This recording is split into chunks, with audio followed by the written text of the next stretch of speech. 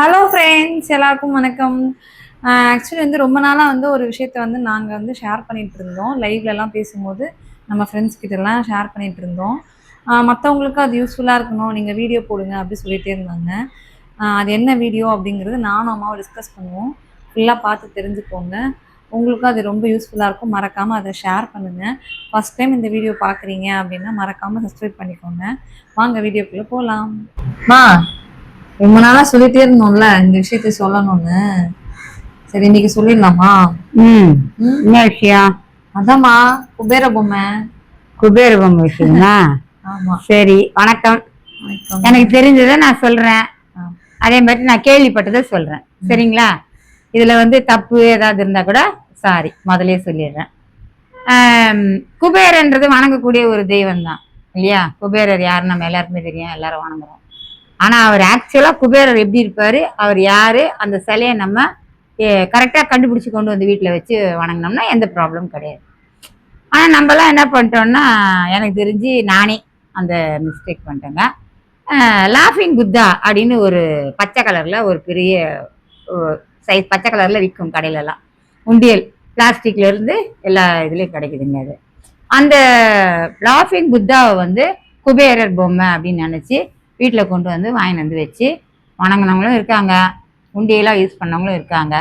உங்களையும் பல பேர் அதை வச்சிருப்பீங்க, இல்லை வணங்கியிருக்கலாம். ஓகேங்களா? இதுலேருந்து எனக்கு கிடைச்ச அனுபவத்தை நான் உங்க கூட ஷேர் பண்ணிக்கிறேன். என்னம்மா, சரியா? ஆமாங்க. ஒரு 6 வருஷத்துக்கு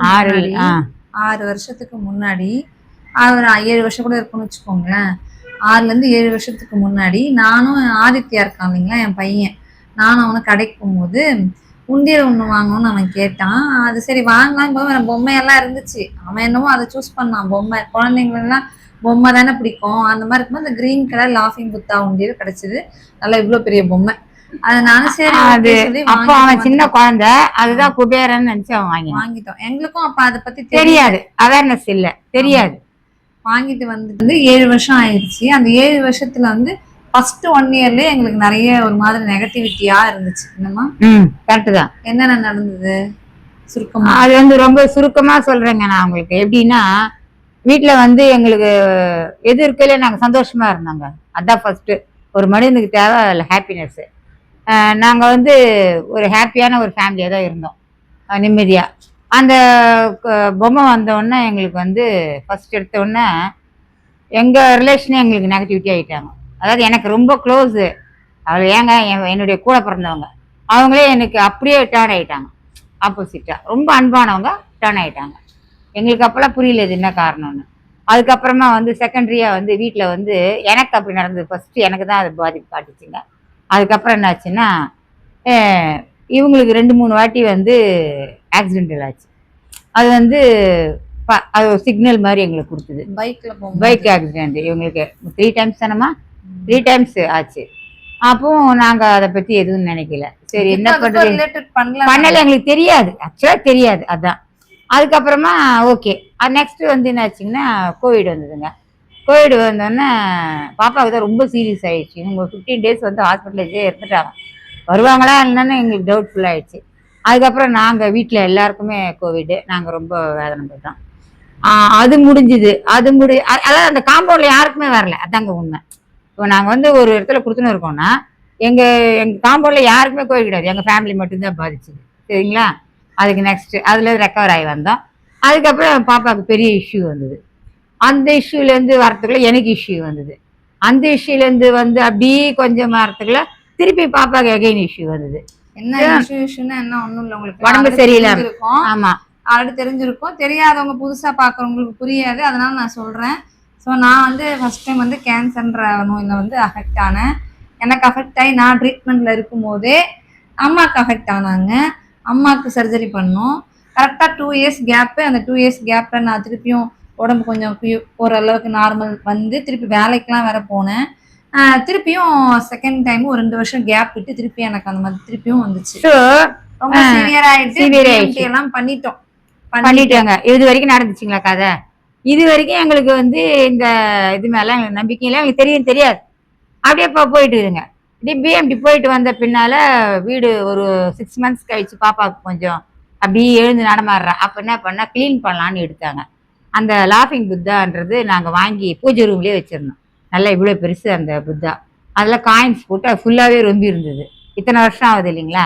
அப்போ என்ன பண்ணாங்க, அது வந்து அடியில் போயிடுச்சு, இனிமேல் இது வேண்டான்ட்டு அந்த காசை எடுத்துட்டு அதை தூக்கி கொண்டு போய் போட்டாங்க.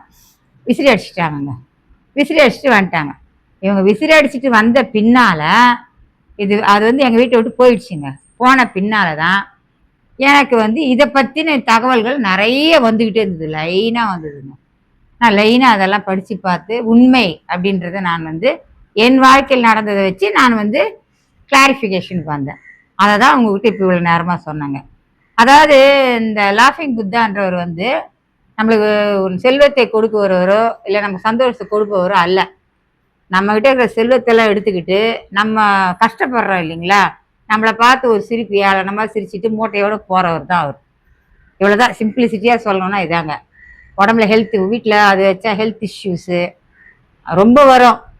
ரொம்ப இழப்புகள் வரும். ஒருத்தங்களுக்கு ஒரு மாதிரி காட்டும். வீட்டுல பிரச்சனை வர்றது, நோய் நொடி வர்றது, பினான்சியல் ப்ராப்ளம் வர்றது, கணவன் மனைக்குள்ள சண்டை வர்றது, இப்படி இந்த மாதிரி அந்தந்த ஃபேமிலியில எதெல்லாம் வந்து வீக்கா இருக்கோ அங்க போய் அட்டாக் பிரச்சனை வந்து இருக்கிறதா வந்து நாங்களே வந்து லைவ்ல எல்லாம் பேசணும். 2-3 பேர் ஆமா எங்களுக்கு அந்த மாதிரி நடக்குது அது வந்த அப்புறம் தான் எங்களுக்கு லைஃப்ல வந்து மெடிசன் பில் எல்லாம் ஏறுது, உடம்பு சரியில்லாம ஜாஸ்தி ஆகுது, எங்க வீட்டுல நிறைய பிரச்சனைகள் அதுக்கப்புறம் வாங்குற அந்த உண்டியல்னால. ஆனா அதுல சேவே எங்களால பண்ண முடியல. ஆனா அந்த அளவுக்கு வீண் விரயமான செலவு வரும். இப்ப வந்து செலவு வருதுன்னா நல்ல நல்ல சுப செலவெல்லாம் வர்றது வேற. அதுக்கப்புறங்க அந்த பீரியட் நான் இதை பத்தி எல்லாம் டாபிக் படிச்சுட்டு இருந்தேங்க. அந்த பீரியட்ல வந்து ஒரு நியூஸ் வந்து ஹாட் நியூஸா போயிட்டு இருந்தேங்க. அந்த ஹாட் நியூஸ்ல ஒரு பிரபலமான ஒருத்தர் வந்து இதே கேன்சர் நோயால பாதிக்கப்பட்டு இறந்து விட்டார். அவருடைய கதை, அவருடைய இதுல ஸ்டோரியில அவருடைய வீட்டுல அவர் இந்த லாஃபிங் புத்தா அதெல்லாம் நிறைய வச்சிருக்காரு. இவருக்கு அதை பத்தி ஏதோ ஒரு சிம்டம்ஸ் எல்லாம் தெரிஞ்சு ஒரு ஃப்ரெண்டு கிட்ட சொல்லி, ஃப்ரெண்டு வந்து ஒரு ஜோசியர் நம்பரை கொடுத்து நீங்க இவர்கிட்ட நீங்க கான்டாக்ட் பண்ணி இந்த விஷயம் கேட்டுக்குங்க அப்படின்னு சொல்லியிருக்காரு. சொன்ன உடனே இவரும் கால் பண்ணி அப்பாயின்மெண்ட் கேட்டோம். 5 o'clock வாங்க தம்பி நான் உங்களுக்கு சொல்றேன்னு அவர் சொல்லியிருக்காரு. ஆனா அதே 5 o'clock அந்த ஜோசியர் ரத்தம் கட்டி திடீர்னு செத்து போயிட்டார். நல்ல காலம் நாங்க யாரையும் கேட்கல. இன்னொரு விஷயம் இல்லை, எங்களுக்கு தெரியாது, கேட்கல. ரெண்டாவதுல என்னன்னா அவருக்கு வந்து அவ்வளவு சிவியரா அதை அட்டாக் பண்ணிருக்கு, எங்க விஷயம் தெரிஞ்சிருமோ அப்படின்றதுனால அவரு இது பண்ணிருக்குமோன்னு ஒரு டவுட் எல்லாம் கூட இருக்கு, எங்களுக்கு இருக்கு. நாங்க யாரையும் சொல்லலை. ஸோ இதெல்லாம் எதுக்கு சொல்றேன்னா, அந்த லாஃபிங் புத்தா அப்படின்ற அதை வைக்காது எங்க வீட்டுல.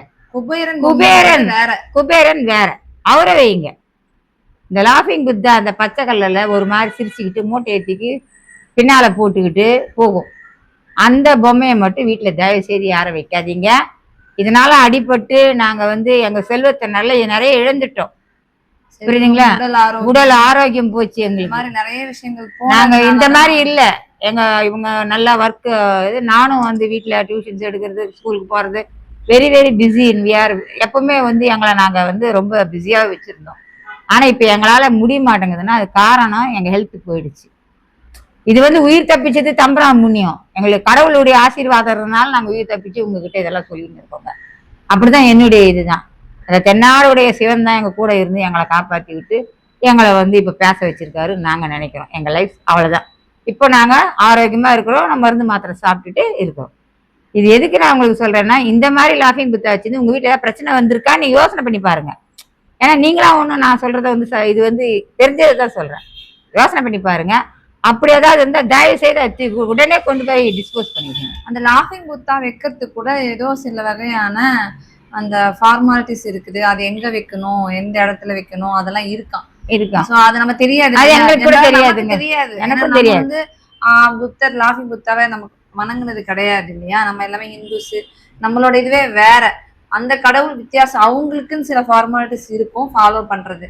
அது நம்ம தெரியாம நம்ம அழகா இருக்கு அப்படின்னு சொல்லிட்டு வாங்கிட்டு வந்து வைக்கிறோம். அதை வந்து அழகா இருக்கணும் இல்ல, அவர் வந்து குபேரன் நினைச்சு வாங்கி வைக்கிறோம். நம்ம லாஃபிங் புத்தா நமக்கு தெரியாது. நம்ம குபேரன் நம்மளுடைய செல்வ கடவுள், செல்வத்தை நம்ம குபேரன் தான் வணங்குறவர். அதனால நம்ம அவரு தான் இவருன்னு சொல்லி நம்ம இவரை வாங்கி வந்து வச்சு வைக்கிறோம். அது ரொம்ப பெரிய இது. அதை வந்து நீங்க தயவுசெய்து லாஃபிங் புத்தாக்கும் இவருக்கு உள்ள வித்தியாசத்தை தெரிஞ்சுக்கோங்க. மூட்டையை தூக்கி பின்னால போட்டு நம்மளை பார்த்து சிரிச்சுன்னு இருக்காருன்னா அவர் லாஃபிங் புத்தா சிலை. அவர் வந்த அப்புறம் உங்க வீட்டுல ஏதாவது வந்திருக்கா, ஏதாவது கஷ்டம் வந்திருக்கா அப்படின்னு உங்களுக்கு தான் தெரியும். சிந்திச்சு பாருங்க. அப்படி ஏதாவது உங்களுக்கு இருந்ததுன்னா தயவு செய்து கொண்டு போய் அவரை. ஓகேங்களா, இது வந்து ஒரு எங்களுக்கு தெரிஞ்ச ஒரு விஷயத்த உங்ககிட்ட ஷேர் பண்றதுக்காக தான் இதை நாங்க ஷேர் பண்றோம். ரொம்ப நாளா சொல்லணும்னு ஆசை, அதான் சொல்லிட்டு. Anyway thank you so much. கண்டிப்பா உங்களுக்கு இந்த வீடியோ யூஸ்ஃபுல்லா இருக்கும். தெரிஞ்சவங்களுக்கு வந்து ஃபார்வர்ட் பண்ணுங்க. நன்றி. நன்றி, வணக்கம்.